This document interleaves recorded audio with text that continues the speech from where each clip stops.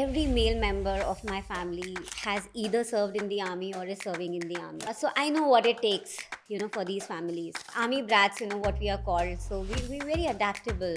You give us any situation, and I think we'll come out victorious because that's what the Indian Army teaches you. You're given a task, and you have to complete it. So I think it's so much of a catharsis because I feel as if whatever I'm writing, it's my story as well in one way or the other. Yes. For people read the book and they come back and they say, ma'am, I'm so inspired to join the Indian Army after reading this book, and I think I've achieved my purpose.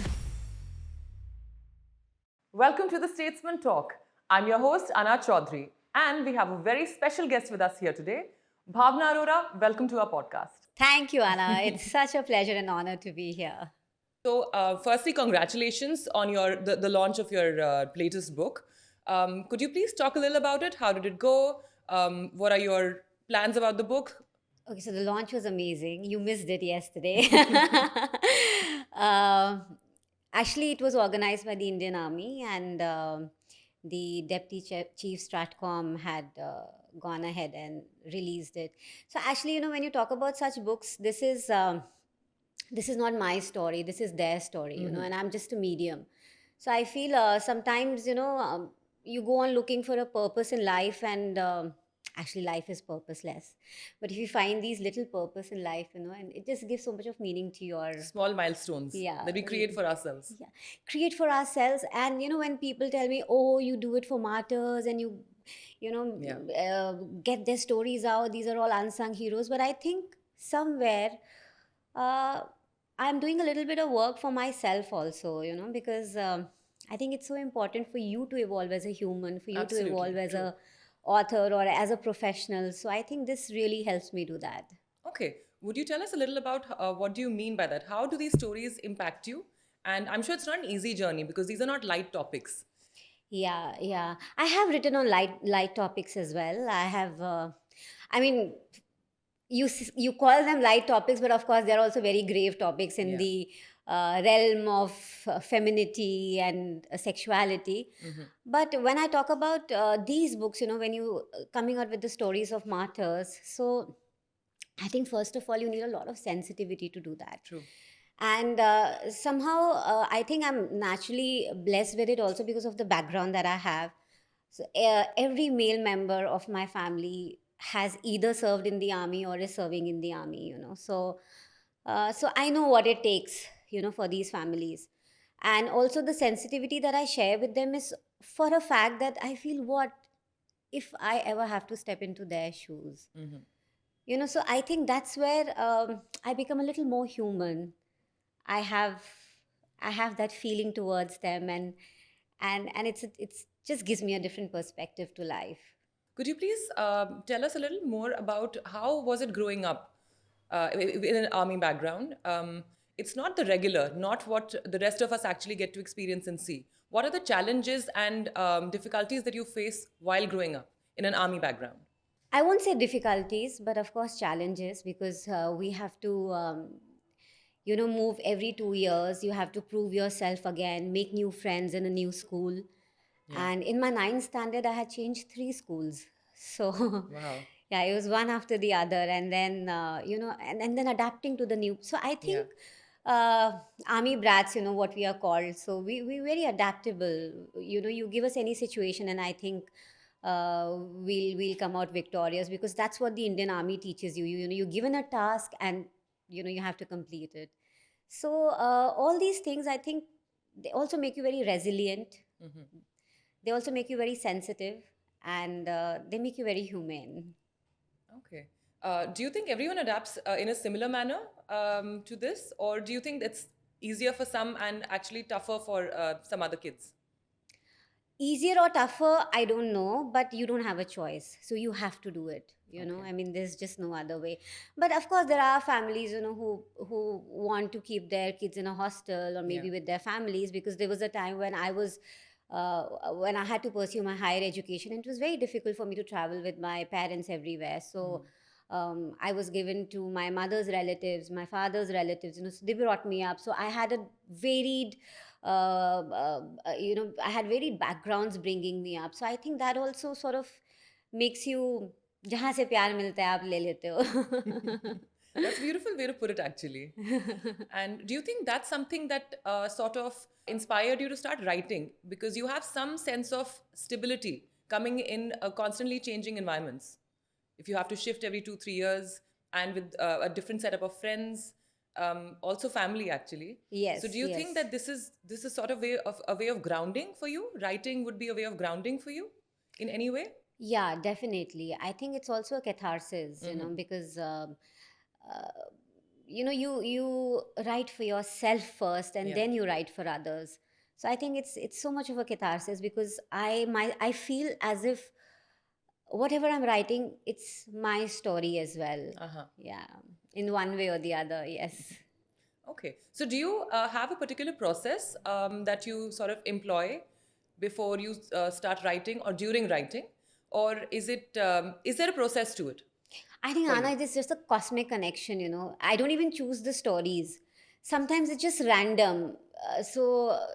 Not much had been spoken about Nagrota. Mm-hmm. And randomly, I just happened to message one of the martyrs' mothers, Meghna Girish. Akshay Girish was one of the martyrs. And Uh-huh. and I asked her, I said, so she'd read my fourth book, Undaunted, on Lieutenant Murphy's of Kashmir. And she said, why not? I would really like you to write on my son, Yeah. if you want to explore that. I said, fine, Auntie, let me just come and meet you, because they were in Bangalore, and then I happened to meet them in Bangalore. And then I got to know about Akshay Girish. What a brave soldier. What a brave, handsome, upcoming soldier. And it's such a pity that we lost him. And then it became a story bigger than Major Akshay Girish. It was also, so Auntie said, why there were three more people who fought bravely. Why don't you write about them also? And I got numbers from them. I took permissions, from the army, because these are very sensitive Yeah. issues, and you have to handle them very Of responsibly. course. So I happened to interview both the families, and then it became a story of, the para commandos who came in and combated the entire Fedayeen attack. So then in 2018, they made a few arrests, NIA. Okay. And these were the local aides. So these three Fidains had come through the Jammu border. They met them at Mota Khat Bridge. And the three local aides who were from Shopia and in and around those places, Kashmir, they picked them up, and they were the ones who were doing a recce of that area for the past few months. And that's where the information leak was there. And of course, like Fidayeen attacks, you can't stop. Yeah. Imagine like that area had bakarwals, they would be grazing their cows, and so you can't stop them from Yeah. doing it. I know it's a sensitive area, but then that's their livelihood, and it, Absolutely. it just borders, the army wall. So again, being should you be sensitive towards these things? Should you be sensitive towards their livelihood? Where will they go and graze their Cattle. cattle? And but then at the same time, you're dealing with national security, so it's Yes. it's a very catch-22 situation for us. I'm sure. So then these four local aides, they were arrested, and there was an entire investigation. So I happened to get my hands on the investigation, and then I also met these prisoners in jail, which was in Kot Balwal and Central Jail. I happened to interview all four of them. Okay. So the story became like big and big and bigger and biggest, because yesterday when I was the deputy chief statcom was congratulating me, and he said, ma'am, what you've written, we also don't have this in our reports.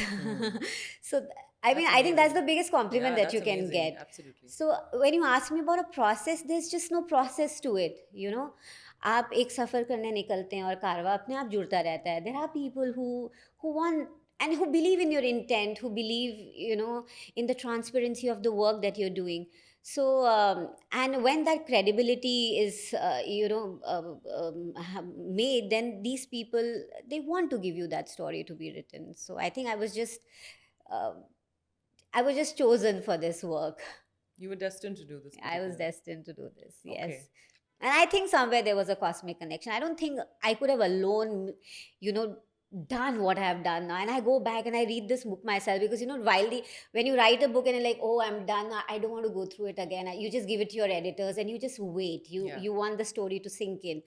And then it comes back to you for edits. And when you read it again, and you're like, oh my God, this is what I have written. Oh, this is awesome. What exactly inspired you to be a writer?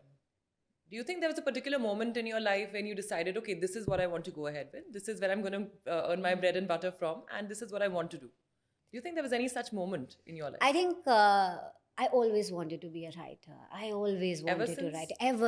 Ever since I can go back. But of course, writing has no money. Yeah. Exactly. It's not an easy choice to make. Yes, you only write if you're rich. So I think apart from Chetan Bhagat and Harry Potter, I don't think there's anybody who's making money out of their books, and I'm not even sure if they say that they're making money out of their books. So there's no money, in books. Although it's a tougher decision because, what you to actually decide to put in so much of effort. There's so much time that goes into it, so much 5 research. years, yeah. 5 years. Umar Fiaz's book took 2 years. 2 years of painstaking research. See, you can write. I mean, my first book didn't need any research, so I finished in 25 days. 25 days. 25 Whoa. days I was done with the book, and I had given it for edits. Okay, that is amazing. Yes. I was day in and day out, writing, and 25 days it was done. But this one's taken me 5 years. 5 years because it's so much of research, and then getting the right people for the story. So that's also very important. Okay, so also many of your books touch on themes of passion and relationships and resilience. Are these drawn from your personal experiences or are these observations? See, the non-fiction books I can't do much, because they are recorded the way it is. Yes, of course, I try to make them as entertaining as possible for the readers, but then entertainment is a very wrong word for me to be using. It's more informative. So, and sometimes that information is also entertaining because, you feel how you put out that information. So I think it's just not a documented thing, like say if it's absolutely a screenplay running in front of your eyes, because I have gone so deep into my interviews and research and everything, so that I can almost see that what this man would have been doing when he was investigating the case, or I could almost see like what these people, how did they break the Wi-Fi, of a mall, and then got in touch with Jaish-e-Mohammed people, so this is all running in front of my eyes, and I look at it as a screenplay, and when I write it, it is like a screenplay. So it's not boring anywhere, And sorry, what was your question? So talking about from my own life, but yes, I mean, whatever you write, it's such a reflection of yourself. It will be very wrong to say that no, it's not at all. Me in this book. Yeah, of course, there's so much of me in every writing that I do. Also, when I'm, we from in a non-fiction book, we have to withhold ourselves from giving any opinions. Because it's a non-fiction. My job is to give an information, but somewhere, our opinions also come into play. And why not? I mean, you have to give a narrative to people, and building that narrative is very important because you are catering for the future generation, and even if like one of the boys, and it's happened before, like, people like read the book and they come back and they say, ma'am, I'm so inspired to join the Indian Army after reading this book. And I think I've achieved my purpose. Absolutely. That's not a small feat Yeah, at all. yeah. There's one officer who's like in signals now, I won't take his name. He's serving officer. And he said, I was so inspired by your book that I went to, clear my CDS, and I'm, here in the Indian Army. So, and he's a dear friend. That's amazing. So, what would you say, which one of your books is closest to your heart and why? Now, this is like asking, which one of you is your favorite child? See, there's always slight favoritism. Maybe not a favorite. Yeah. There's always a light favoritism. Yes, of course. But I think एक का नाम लूंगी तो दूसरा बुरा मान जाएगी. No, so I don't think that I'll keep it in my heart. Okay. I think probably the book will also know, that I'm Mama's favorite. Fine. No, I think every book has something to teach you. You know, I think it's even when I was researching for Umar Fiaz, that was one of the first non-fiction books that I was writing, and there was so much of learning. There was just so much of learning, because when I'm describing, um, so the prologue starts with Umar Fiaz being found. Now, see, this is so natural. I'll never say Umar Fiaz's body being found or his body. I'll always say Umar Fiaz being found, on the chorha. So I think this is where the sensitivity, and it comes very naturally to me. So when he was found on a chorha, so I had to, like, after that, a postmortem report, a postmortem happened, and I wanted the postmortem reports. So so I've from the postmortem reports, there was just like so much of learning as to what happened to that boy, like what torture he went through, what these terrorists did to him. And then I wanted to describe everything that this boy went through, like when he was in the academy. I went to the academy. I said, sir, when you're talking about Josh Run, when you're talking about, the eating in a dining hall, I want to experience it. I want to feel it, because I don't know what that Josh Run is. Yeah. So I woke up at 3 o'clock in the morning. I ran with these cadets, literally panting. And then I realized, oh, what this Josh Run is, or what a BPT run is, or what Umar Fiaz did, when he was here. So this is how I do my research, because I want to feel, for you to feel, like, Otherwise, it wouldn't be authentic. otherwise it won't be authentic. So today, for Umar Fiaz probably knows that a book has been written on him, he's going to turn in his grave, that Bhavna Arora knows more about me than I know about myself. It was such an in-depth research. Bhavna, what would you say is the biggest lesson that you've learned while writing and after publishing a book? Do you think there's any the biggest lesson actually that after you've completed a book and it's been published, or during the process of writing, what is the biggest lesson that you'd say you've learned? Could be either. See, I think there are about 80,000 authors who get published every year. So I feel like every child comes with a destiny of his own. I think every book comes with a destiny. You can only do your work. So I've written a note to my readers over here. I'll just probably read the last line to you. Please do. And you'll know, like, what I'm talking about, and it may just answer your question appropriately. So you have a disclaimer, when the movies run. Yeah. So this is a note to my readers. This book is not a work of fiction, but a story based on successive research on an attack that took place in 2016 in the Nagrota cantonment by 3 Jaish-e-Mohammed Fedayins. All characters and incidents in this work are real. There is an absolute resemblance to the people living or dead, and it is coincidental. I claim every responsibility or liability for any errors or omissions. This piece of work is not solely for entertainment, but to sensitize my readers to the sacrifices our armed forces make towards keeping us safe. I have given 5 years of my life to bring you this story. I have performed my prescribed duties without expecting any fruits of my action. While working, I gave up the pride of doership. I offer my work to God. I offer my work to my readers.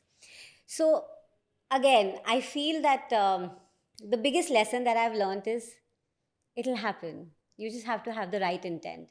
You have to believe in your story. You have to believe in the other stories. You have to give them, the credit for the sacrifices and the struggles that they have gone through. So I think that's my biggest lesson.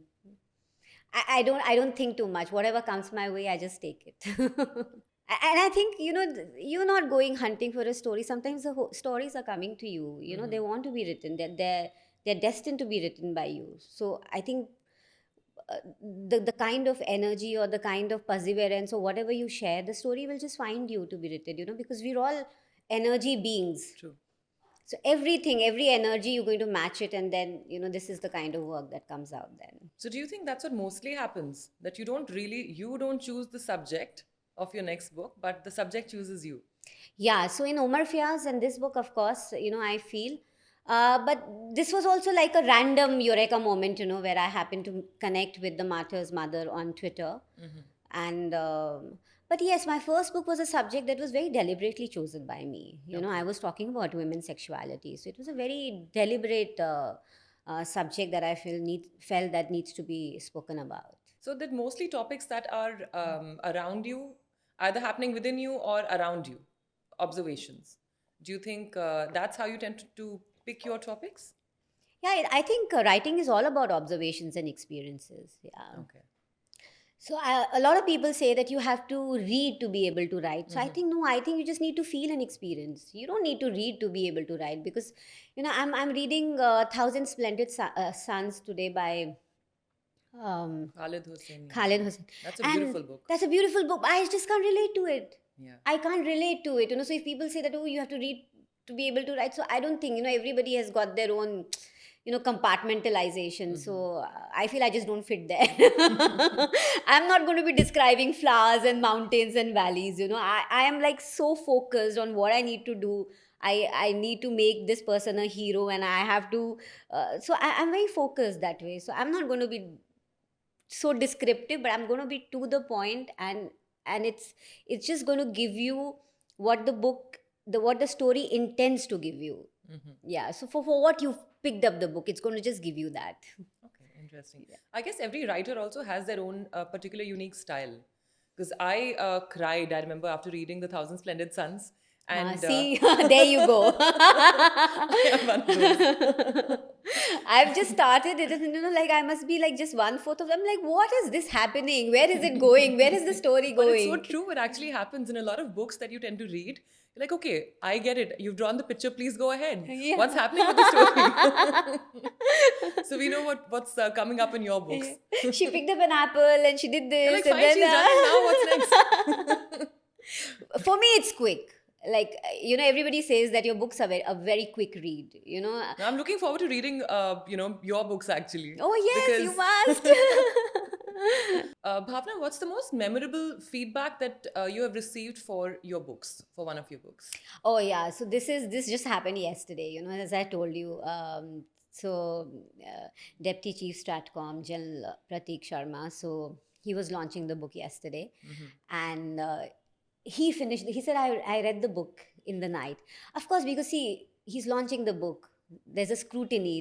There's everything. You need to be sure. Yeah, The army needs to be of sure course. what you've written. It's not fiction. So It's not. Yeah, it's non-fiction, and you dealing with national yeah. security. And I'm sure, I think Indian से ज़्यादा तो पाकिस्तानी ये किताब पढ़ेंगे, जैश ए मोहम्मद पढ़ेगा ये किताब.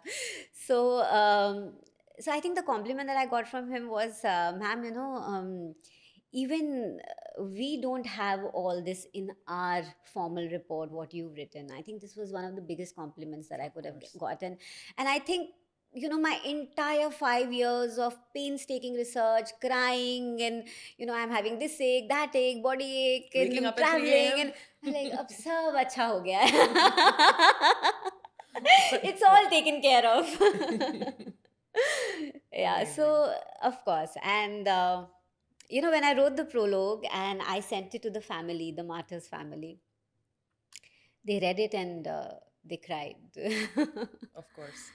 So I think those are the moments, because life is not about what you do, what you say, or what you write. I think life is so much about how you make people feel. You brought back a piece of their sun for them, Yeah, I believe. yeah, yeah.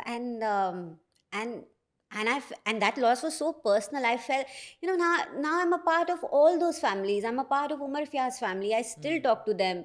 This small little problem that they face or anything that they want to know, they get in touch with me, and I'm always there for them, like as a family member, because I feel that maybe there's a cosmic connection that I was chosen, Of and course. I always keep a very harmonious relations with the people that I write books on, and it's just so natural.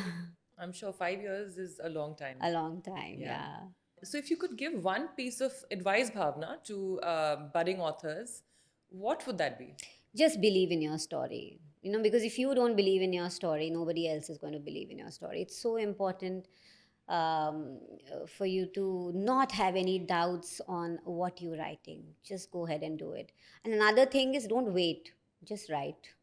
This was one of my friends, Talvinder. She told me, I said, I want to be a writer one day. I want to write. She says, someday, start today. And I did it. And I always thank her, for that. And in my first book, I had thanked her saying that, oh, you said that today, so I did it. So you don't have to wait, just do it. And do you think there's also a self scrutiny that happens that a lot of people sort of are like, you have closet bathroom singers, so you have closet writers who'll be writing and then, you Yeah, sort of forget yeah. about They're it. very self-conscious, Yes, yeah. that, oh, this is not good enough. Yeah. Uh, Some advice for them. no, I think that's a very interesting, intrinsic thing, I, I think it's just the nature of a person. But if you ask me, I don't feel that way. I just write. You I seem don't. like an extrovert 101. No, I'm an introvert. I feel, Really? yeah. Wow. I don't want to. So I'll tell you another very interesting thing that happened with me while I was writing. These two books that I've written, that I've also grown as a human, and as I've told you in this interview, that I've also grown as a human. But I had to seek therapy after some time, Okay.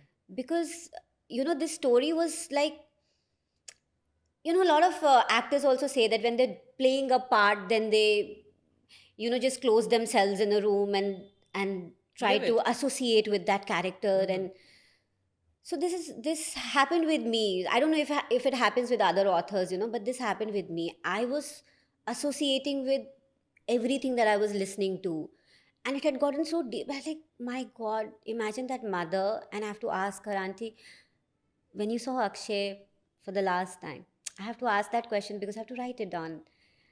And she has to, my God, and what strong women these are. Oof.